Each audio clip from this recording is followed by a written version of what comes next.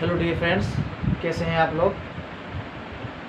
कल हमने जो पीरियोडिक टेबल पढ़ा था, आज उसको हम ज़्यादा मॉडिफाई करते हैं। सबसे पहले मैं आपको बताऊंगा कि कल जो हमने पीरियोडिक टेबल पढ़ा था उसमें हमने पढ़ा था ग्रुप्स और पीरियड्स। अब आपको कैसे पता चले कि पीरियोडिक टेबल में कौन कौन से ग्रुप होते हैं और कौन से पीरियड होते हैं। जो भी कॉलम है पीरियोडिक टेबल में, जो भी कॉलम है वो कॉलम टोटल है 18 और वो 18 हमारे ग्रुप्स है।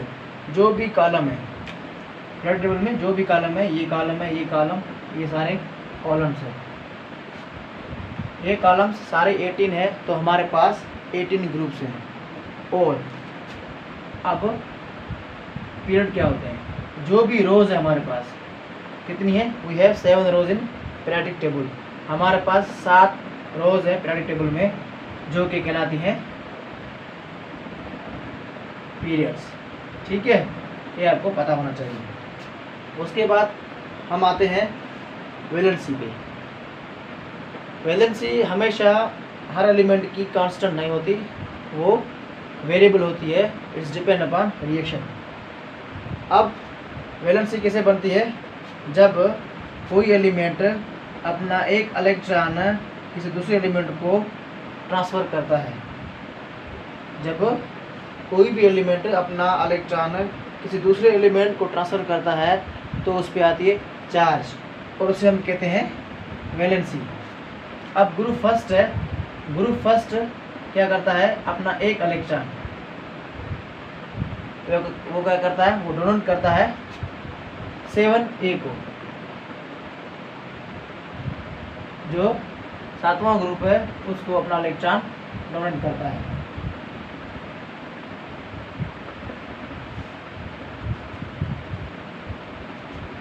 ग्रुप 2A है, वो अपने 2 इलेक्ट्रॉन ट्रांसफर करेगा ग्रुप 6 को।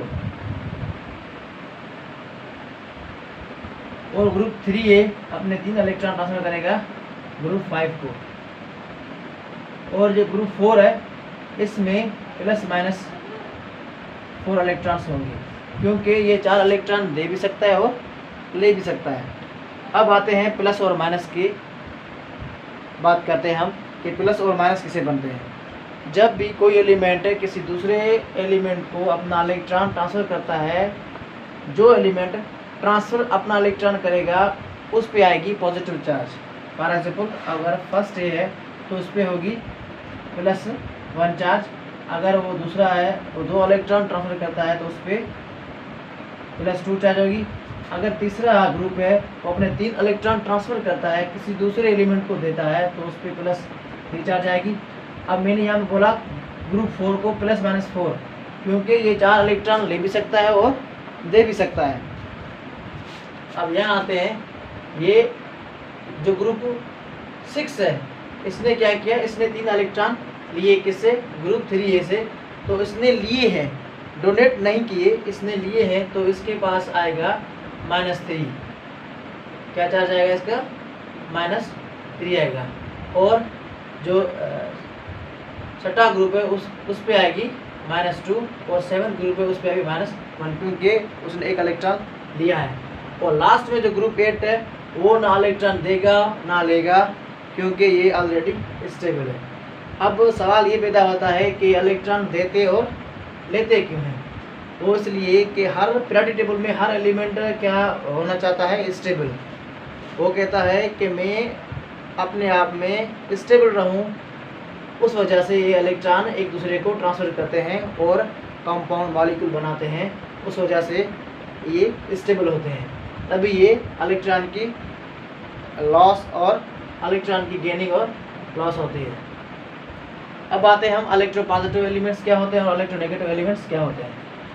वो एलिमेंट्स जो अपना इलेक्ट्रॉन किसी दूसरे को ट्रांसफ़र करे, जो अपना इलेक्ट्रॉन लॉस कर सके, जो अपना वो एलिमेंट जो अपना इलेक्ट्रॉन लॉस कर सके, उसे कहते हैं हम इलेक्ट्रोपॉजिटिव एलिमेंट। और जो एलिमेंट वो इलेक्ट्रॉन लेने की सलाहियत रखता हो, जो इलेक्ट्रॉन ले गेन करे उसे हम कहेंगे इलेक्ट्रोनेगेटिव। यहाँ पे हम बात करेंगे तो caesium is the most electropositive element, और यहाँ पे हम पी ब्लॉक में हमें बात करेंगे तो यहाँ पे fluorine is the most electronegative element, क्योंकि फ्लोरीन को बहुत ज़्यादा ताकत है इलेक्ट्रॉन गेन करने की और सीजियम को बहुत ज़्यादा ताकत है इलेक्ट्रॉन लॉस करने की। अब बात करते हैं हम मेटल्स की, नॉन मेटल्स की एंड मेटलॉइड्स की, के इस पीरियोडिक टेबल में कौन कौन से मेटल होते हैं, कौन कौन से नॉन मेटल होते हैं और कौन कौन से मेटलॉइड्स होते हैं। ग्रुप फर्स्ट डे और सेकेंड डे, इन दोनों में जो एलिमेंट आपको मिलेंगे वो सारे मेटल्स होंगे, इसे हम कहते हैं एक्स ब्लॉक। ये है ट्रांजिशन एलिमेंट्स। जो डी ब्लॉक है आपका उसे हम कहते हैं ट्रांजिशन एलिमेंट्स, इसमें भी सारे क्या मिलेंगे आपको, मेटल ही मिलेंगे।